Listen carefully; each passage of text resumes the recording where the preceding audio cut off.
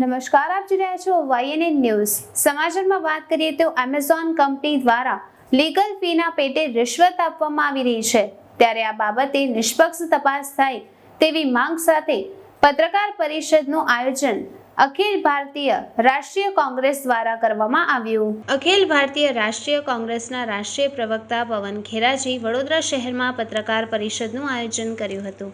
આ પરિષદમાં કોરોના કાળ દરમિયાન 14 કરોડ લોકો બેરોજગાર થયા કે તેમને નાના અને મધ્યમ ઉદ્યોગો ધંધા બંધ કરવા પડ્યા તેવી પરિસ્થિતિ સર્જાઈ છે. ત્યારે આંતરરાષ્ટ્રીય એમેઝોન કંપની દ્વારા 8,546 કરોડની લીગલ ફીના માધ્યમથી ઉચ્ચ નેતાઓને રિશ્વત આપવામાં આવી છે.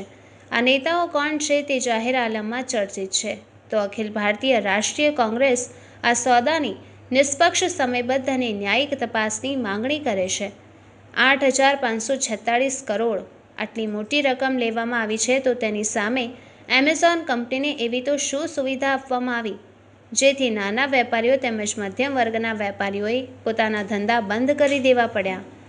મનમોહન સિંહની સરકારમાં અર્થવ્યવસ્થામાં જે વેગ પકડ્યો હતો તે આજે નોટબંધી, જીએસટી અને અમુક નીતિઓના કારણે આ ભાજપ સરકારમાં ભાંગી પડ્યો છે. આગામી વખતમાં અમેરિકામાં પણ આ એમેઝોન કંપની પર તપાસ બેસાડવાનો આદેશ આપવામાં આવે છે, તો આ ભારતમાં કોની શરમ આવે છે? તેની પાછળ સરકારના અમુક ચોક્કસ નેતાઓનો હાથ હોય તેવું સ્પષ્ટપણે દેખાઈ રહ્યું છે. મુન્દ્રા પોર્ટમાં હાલમાં 21,000 કરોડ રૂપિયાનો ડ્રગ્સ પકડવામાં આવ્યો હતો.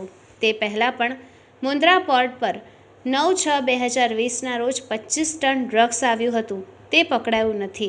ત્યારે પ્રશ્ન એવો થાય છે કે સંપૂર્ણ ભારતમાં ડ્રગ્સ ફક્ત મુન્દ્રા પોર્ટથી જ કેમ વારંવાર દાખલ કરવામાં આવે છે? કે તેના સંચાલકો પણ આ કારસામાં જોડાયેલા છે કે પછી આંખ આડા કાન કરે છે? તેની માટે મોટી માતબર રકમ લે છે, તેની પણ તપાસ થવી જોઈએ.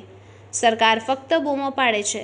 70 વર્ષમાં આગામી સરકાર એ કશું જ કર્યું નથી, પરંતુ છેલ્લા 7 વર્ષમાં ભાજપ સરકાર દ્વારા જે 70 સમસ્ત અપાયું છે તે વખતે વેચવાનું કામ કરી રહી છે. इस सरकार के चलते मेरे हिसाब से या आपके हिसाब से क्या होना चाहिए वो होगा नहीं, लेकिन हाँ, हम संघर्ष करेंगे इन पर दबाव डालने के लिए कि आप जांच तो बैठाइए, कुछ तो करिए. अब आप देखिए परमवीर सिंह, मुंबई का पुलिस कमिश्नर, आज पढ़ते हैं कि रशिया भाग गए. कभी हुआ है ऐसा? 56 इंच की सरकार की नाक के नीचे नीरव मोदी, ललित मोदी, मेहुल चोकसी, विजय माल्या, परमवीर सिंह, नाम गिनते चले जाओगे, भाग गए. तो ऐसी सरकार से आप उम्मीद क्या कर सकते हो? अब उम्मीद तो गुजरात की जनता से है हम सबको. सर, दो सवाल है मेरे. एक तो ड्रग्स में शाहरुख खान का लड़का पकड़ा गया है, तो देश में ये ड्रग्स का कारोबार जो बढ़ रहा है, कांग्रेस पार्टी का क्या व्यू है? पिछले हफ्ते अमित भाई और मैंने अहमदाबाद में भी ये प्रेस वार्ता की. गुजरात के मुंद्रा पोर्ट पर 9 जून को 2021 को 25 टन ड्रग्स आए और पकड़े नहीं गए और देश भर में फैल गए. ये दोहरी मार होती है. हमारे नौजवान पीढ़ी को तबाह करने के लिए ये ड्रग्स भेजे जाते हैं हमारे पड़ोसी देशों द्वारा. ये कंधार के ही रास्ते से आए थे, पाकिस्तान का भी इसमें इन्वॉल्वमेंट था. और दूसरी मार क्या होती है?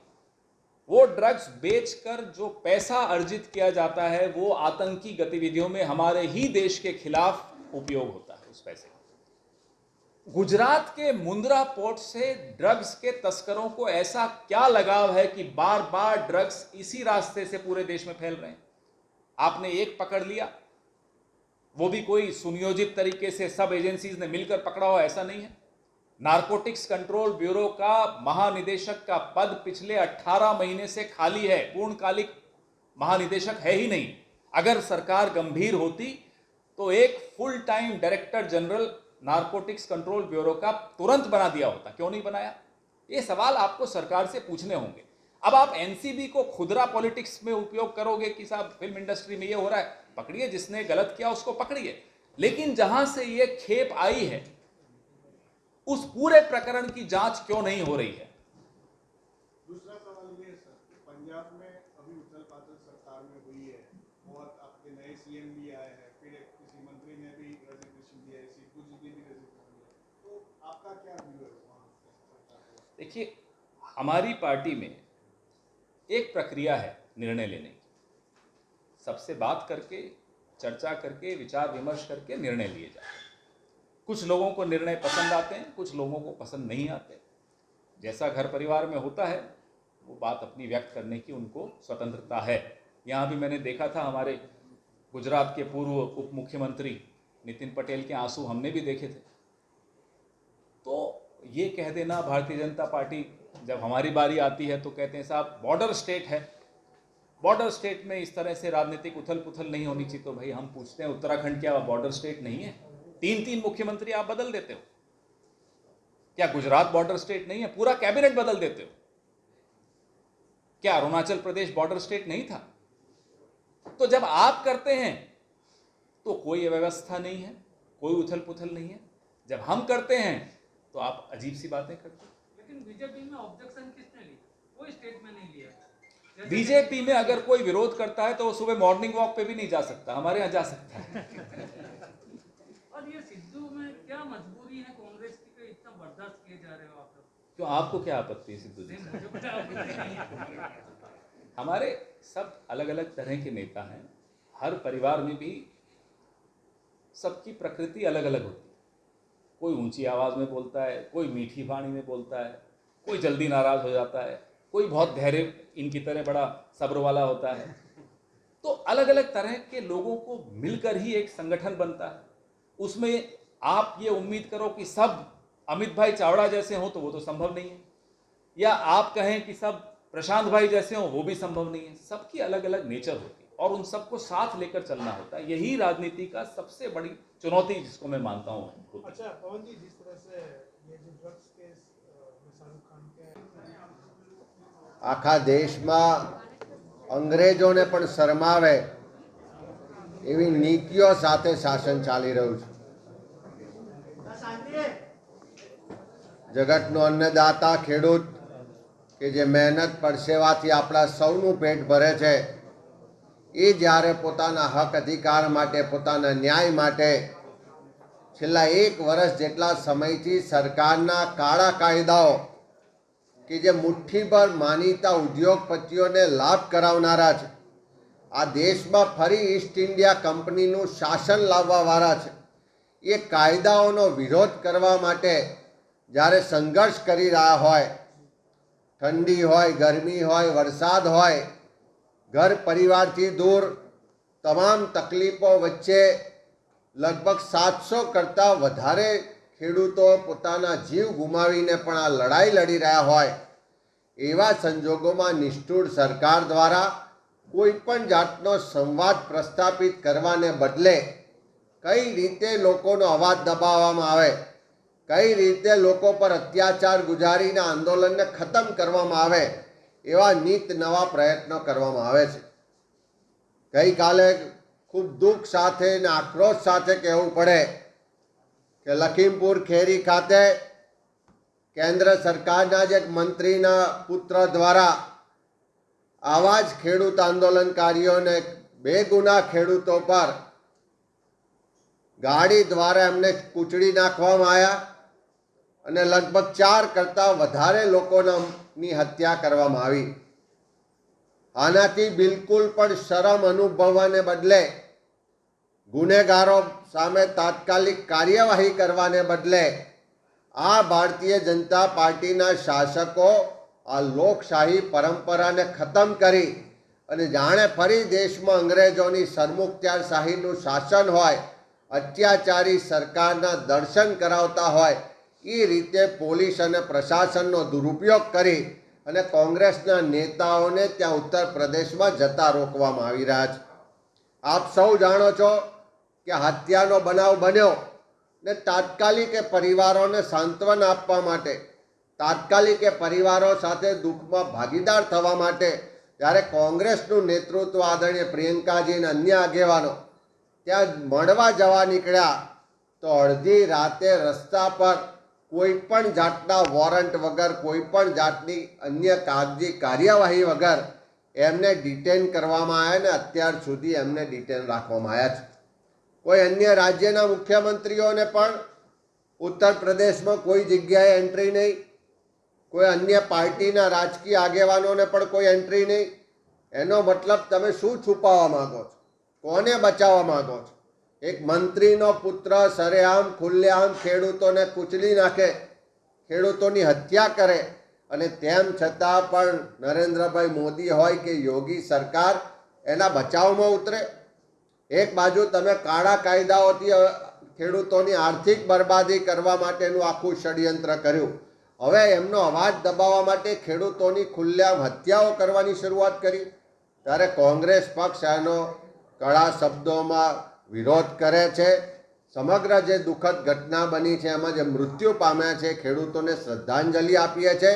અને આ ખેડૂતોના સમર્થનમાં આ હત્યારાઓને તાત્કાલિક કડકમાં કડક સજા થાય, અને જે લોકશાહી ખતમ કરીને સરમુખત્યારશાહીનું શાસન હોય એ રીતે લોકોની ધરપકડ કરવામાં આવે છે, લોકોને ઉત્તર પ્રદેશ જતા રોકવામાં આવે છે. એની સામે કોંગ્રેસ પક્ષ આજે ને આવતીકાલે સમગ્ર ગુજરાતમાં દરેક જિલ્લામાં ધરણા વિરોધ પ્રદર્શન કરીશું. અને સાથે સાથે સરકારને કહેવા પણ માગીએ છીએ કે મુઠ્ઠીભર ઉદ્યોગપતિઓ માટેની દલાલી ખૂબ થઈ ચૂકી. મુઠ્ઠીભર ઉદ્યોગપતિઓને લાભ કરાવવાના કાયદા કાનૂન ખૂબ બનાવ્યા, પણ તમે આ નીતિ લોકોને કચડવાની, લોકોના પર અત્યાચાર કરવાની, લોકોના સંવૈધાનિક અધિકારો ખતમ કરવાની જો કરશો તો આ દેશનો કોંગ્રેસનો કાર્યકર અને આ દેશનો એક એક વાસી ચૂપ નહીં બેસે. અને આ ગાંધી સરદારનું ગુજરાત છે, આ જ ગુજરાતથી એની સામે અવાજ ઉઠાવવાની શરૂઆત કરીશું. Thank you. भीतर से एक विसल ब्लोअर एक्ट भी होता है.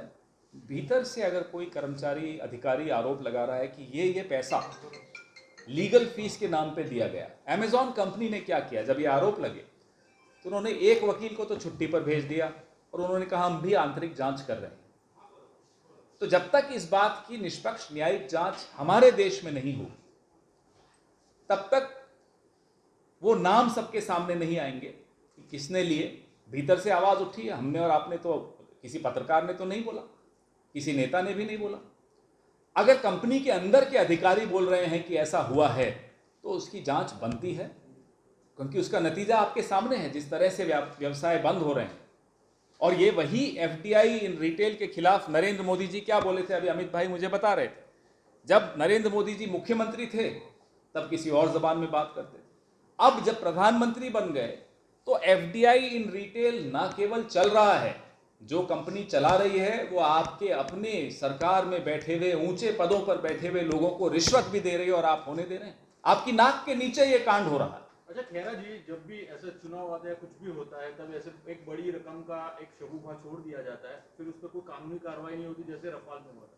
रफाल में आपने बोला कि इतने करोड़ का घपला हुआ, लेकिन आप उसका कोई कानूनी आपने उस पर कुछ दावा वगैरह कुछ नहीं किया. तो इस पे आपका क्या? कानूनी कार्रवाई करने का काम उनका है जो ऊंचे पदों पर आज सरकार में बैठे हैं. राफेल की आपने बात की, फ्रांस की सरकार ने तो जांच बैठा दी. हिंदुस्तान जिसके यहां से पैसा गया, जिसका नुकसान हुआ, उस सरकार ने जांच नहीं बैठाई. जिसको पैसा मिला वो जांच बैठा रहा. फ्रांस को मिला ना राफेल में, और जिसका पैसा गया वो जांच नहीं बैठा रहा. ये अपने आप में एक बहुत हैरान कर देने वाली बात. तो जिसको इसमें न्यायिक जांच बैठानी चाहिए, हमने क्या कहा था राफेल में कि जेपीसी बैठाइए. जेपीसी बैठाने की हिम्मत नहीं जुटा पाई ये सरकार. तो ये सवाल आपने बिल्कुल सही पूछा, लेकिन गलत आदमी से पूछा. उनसे पूछिए जिन्होंने संविधान की शपथ ली है. जिस तरह से ये आपने अमेज़न की पूरा जो मुद्दा उठाया है कि लांच दी गई है भारत में किसी बड़े आदमी को, अमेरिका ने तो इस बाबत के लिए इंक्वायरी शुरू कर दी है, लेकिन भारत अभी तक शुरू नहीं कर पा रहा है. क्या कहेंगे, इसमें कौन कौन शामिल है, कांग्रेस को क्या लगता है? देखिए, हम भारतीय जनता पार्टी वालों की तरह नहीं हैं कि बिना किसी सबूत के कोई नाम ले लें. इसीलिए हम चाहते हैं, एक जिम्मेदार राजनीतिक दल की हैसियत से हम ये मांग करते हैं कि एक न्यायिक जांच हो, दूध का दूध पानी का पानी हो, असली चेहरे बेनकाब हों. अमेरिका जांच बैठा सकता है, हिंदुस्तान नहीं बैठा सकता. 14 करोड़ रोजगार यहां गए, छोटे व्यापार यहां बंद हो रहे हैं, जांच अमेरिका में बैठ रही है। 14 करोड़ में कोविड में कितने गए? यह भी आंकड़ा बहुत जरूरी है। हमने पार्लियामेंट में भी यह सवाल रखा तो जवाब आया कि कोई आंकड़ा उपलब्ध नहीं है। तो एनडीए जिसकी ये सरकार है उसका फुल फॉर्म है नो डेटा अवेलेबल। उनको आंकड़े ही नहीं होते। कितने किसान मरे, बोले नो डेटा अवेलेबल। कितने बेरोजगार हुए, नो डेटा अवेलेबल। कोविड में ऑक्सीजन की कमी से कितने लोग मरे, नो डेटा अवेलेबल। तो अब आज के बाद एनडीए का आप यह अर्थ समझ लीजिएगा। लेकिन आपने तो निकाला होगा। देखिए, हमारे तो गैर सरकारी आंकड़े होंगे, आप भी भरोसा नहीं करेंगे। नहीं करेंगे? मुझे मालूम है आप करेंगे, लेकिन आप जैसे कई लोग हैं नहीं करेंगे। तो आंकड़ों का काम सरकार को ईमानदारी से सामने रखने चाहिए। आज कोविड की ही बात ले, इस हॉल में जितने लोग बैठे हैं, आप रैंडम सर्वे करके पूछ लीजिए किस किस ने अपने परिवार या अपने मित्र को गंवाया है, आपको जवाब मिल जाएगा, आंकड़ा यही मिल जाएगा। लेकिन सरकार आपको आंकड़ा नहीं देगी। आज न्याय यात्रा हमारे अमित भाई चावड़ा और पूरी कांग्रेस कर रही है गुजरात। पूछिए इनसे, कितना हैरान कर देने वाले आंकड़े सामने आ रहे हैं। कितने लोग गए, कितने लोगों ने अपने लोगों को गंवा दिया। पवन जी, करप्शन की बात चल रही है तो पनामा पेपर के बाद पैंडोरा पेपर, और उसमें बहुत जो कांग्रेस मानती है कि उनको टारगेट किया जा रहा है। देखिए, जब तक जांच नहीं होती इस पे मैं टिप्पणी करना उचित नहीं समझूंगा, लेकिन मैं एक टिप्पणी जरूर करूंगा। पिछले 20 मिनट में लखीमपुर खीरी पे कोई सवाल नहीं आ रहा, शाहरुख खान पे सारे सवाल आ रहे हैं। कारण किसानों की समस्या, खेडूत की समस्या, आज ये लोग भी धरना कर रहे हैं हमारी प्रदेश कांग्रेस कमेटी 4 बजे। बरोड़ा ये बहुत गंभीर है कि एक इतने बड़े तबके को, हिंदुस्तान के 60% हिंदुस्तान किसानी पर निर्भर करता है। 10 महीने से वो किसान हर तरह का मौसम, उसकी मार झेलते हुए बैठे हों, उनका चरित्र हनन किया जा रहा हो, उनको देश विरोधी कहा जा रहा हो, उनको खालिस्तानी कहा जा रहा हो, और अब उनको बैठने का भी अधिकार नहीं हो, उन पर एक एसयूवी से उनको रौंद के मार दिया जा रहा हो। तो मुझे लगता है इस देश के सामने सबसे बड़ा सवाल आज यह है कि एक ऐसी सरकार बैठी है जो संवाद में विश्वास नहीं रखती, जो विवाद पैदा करती है। सर, ये विवाद कांग्रेस नेशनल प्रेसिडेंट के रिगार्डिंग भी उठ रहा है, उसका कब और कैसा सॉल्यूशन? मैं बैठा हूं, राष्ट्रीय प्रवक्ता हूं कांग्रेस पार्टी।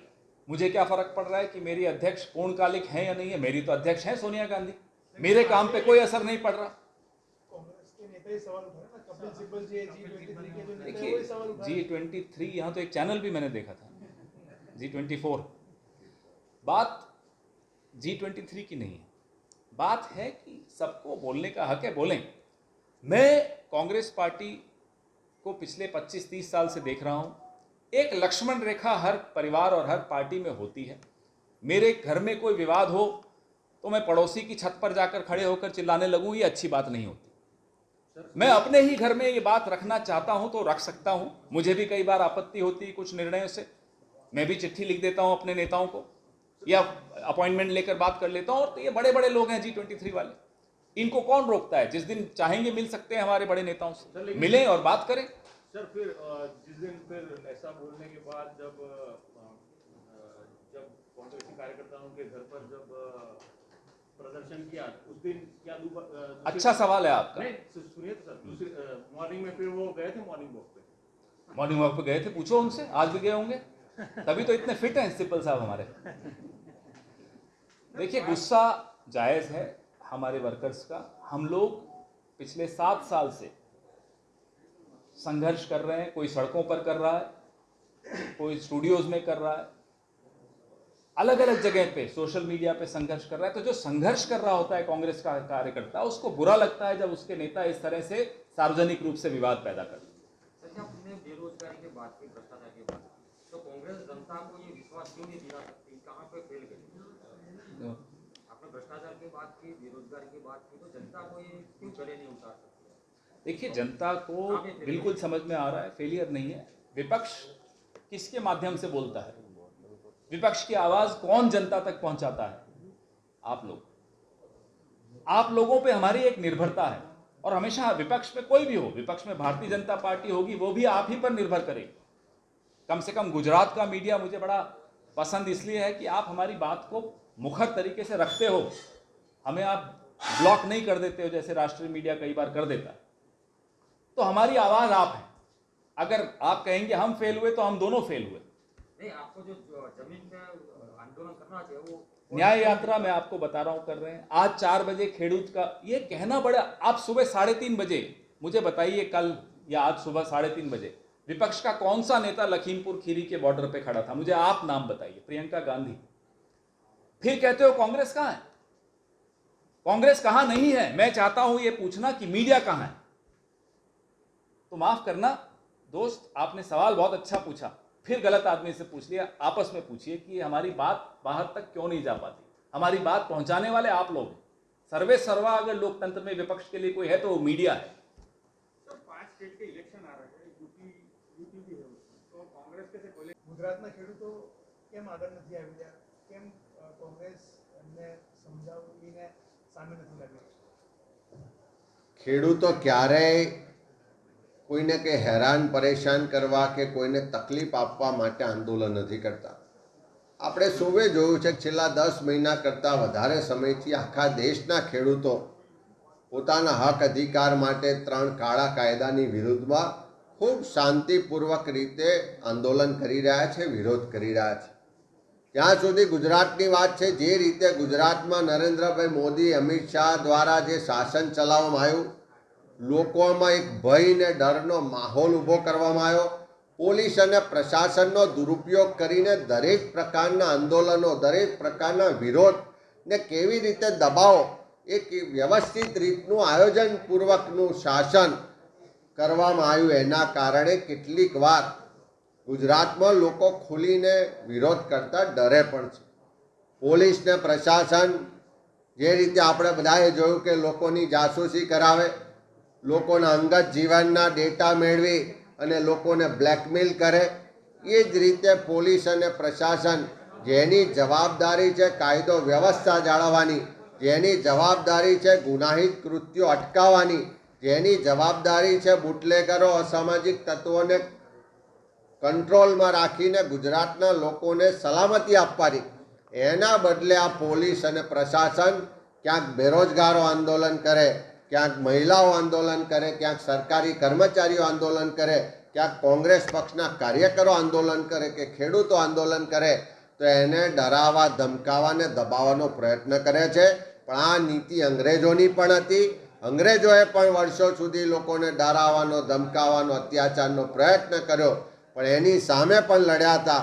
અને આ નવા અંગ્રેજો સામે પણ લડાઈ લડી અને આ ગુજરાતના ખેડૂતો હોય કે આમ આદમીને એનો હક અધિકાર અપાવવા માટે કોંગ્રેસ કટિબદ્ધ છે. અચ્છા, પાટીદાર આંદોલન સમિતિની જો વાત કરવામાં આવે તો આ વિધાનસભાની ચૂંટણી આવે તો ફરીથી આંદોલનકારીઓ એકજૂટ થઈ રહ્યા છે ને પાટનગરમાં એટલે ગાંધીનગરમાં આજે પાટીદારોની ચિંતન બેઠક છે.